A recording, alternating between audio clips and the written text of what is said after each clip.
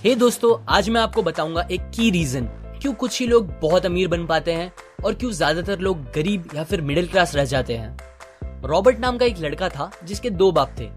अब आप कुछ गलत मत समझिए, पहला उसका खुद का था पर दूसरा उसके दोस्त का बाप था जिसे वो अपना मुंह बोला बाप मानता था। पहले वाले ने पीएचडी की थी पर दूसरे ने कभी 8th भी पास नहीं की थी। दोनों बहुत ही स्मार्ट और हार्डवर्किंग थे पर दोनों की सोच बहुत ही अलग थी और दोनों रॉबर्ट को अलग अलग बातें सिखाते थे।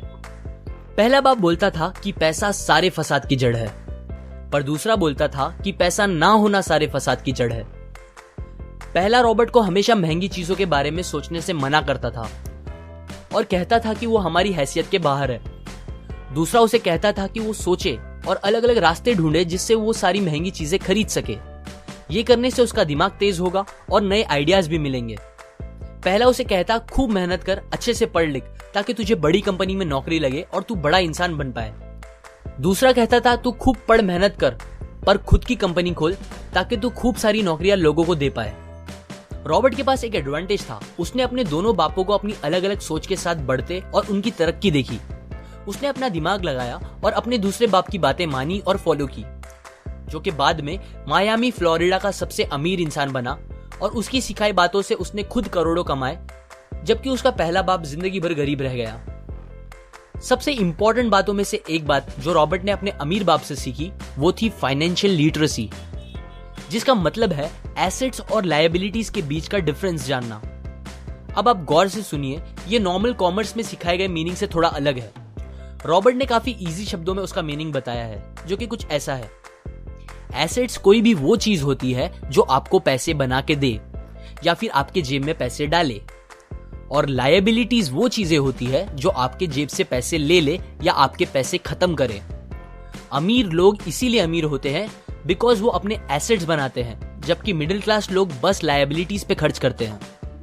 मिसाल के तौर पर रमेश और सुरेश नाम के दो दोस्त थे। दोनों सेम पोजीशन और सेम सैलरी पे काम करते थे। जब भी उन्हें सैलरी मिलती, रमेश अपनी सैलरी से नए कपड़े, नए गैजेट्स, नया फोन, बाइक या कार ऐसी चीजें खरीदता था जो उसे अमीर जैसा फील कराती थी। पर वो ये नहीं समझता था कि ये सारी चीजें लायबिलिटीज है जो उसके पैसे उससे ले रही है, ना कि बस जब वो उन्हें खरीदता है तब, बल्कि आगे भी मेंटेनेंस वगैरह के लिए, जिसकी वैल्यू वक्त के साथ कम हो जाएगी और ना ही वो उससे आगे कुछ पैसों का प्रॉफिट देगी।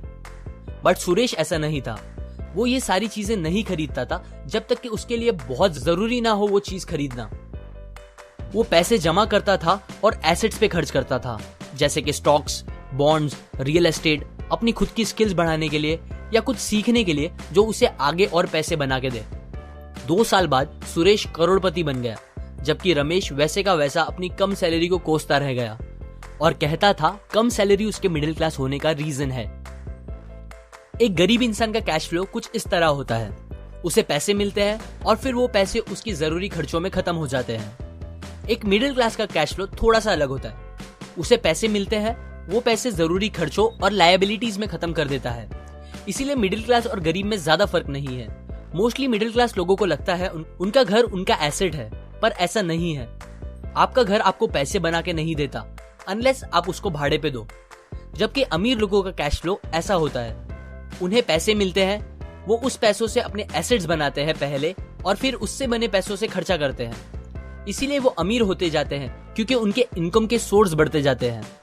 अगर आपको अमीर बनना है तो ये बात याद रखिए अच्छे से। इस बात से फर्क नहीं पड़ता कि आप कितना कमा रहे हैं, बल्कि आप उन पैसों को कैसे और कहां खर्च कर रहे हैं, ये इंपॉर्टेंट है। आपको कंज्यूमर की सोच से बाहर आकर इन्वेस्टर की सोच अपनानी पड़ेगी। लोग कंप्लेन करते हैं उनकी खराब कंडीशन का रीजन उनकी कम सैलरी है और सैलरी बढ़ेगी तो वो आराम से रहेंगे, पर प्रॉब्लम ये है कि इनकम बढ़ने के बाद लोगों के खर्चे ज्यादा बढ़ जाते हैं, क्योंकि ज्यादा पैसे ज्यादा अच्छी चीजें खरीदने पे मजबूर करता है, जैसे कि एक बेहतर फोन, कार, घर, जो कि सब फिर से बस लायबिलिटीज है जो आपको कभी अमीर बनने नहीं देगी। ये बातें मैंने रॉबर्ट कियोसाकी की book rich dad poor dad से पढ़ी है, जो वो पहली बुक थी जिसने मेरी सोच चेंज की और बेहतर बनाई। अगर आपको ये बातें अच्छी लगी तो लाइक करें, अपने व्यूज कमेंट करें और फाइनली सब्सक्राइब करें। मैं आपको ऐसी काम की बातें जो मैंने दुनिया के कुछ सबसे समझदार लोगों से सीखी है शेयर करूंगा, जो आपको सक्सेसफुल बनने में मदद करेगी। और आखिर में थैंक्स फॉर वॉचिंग।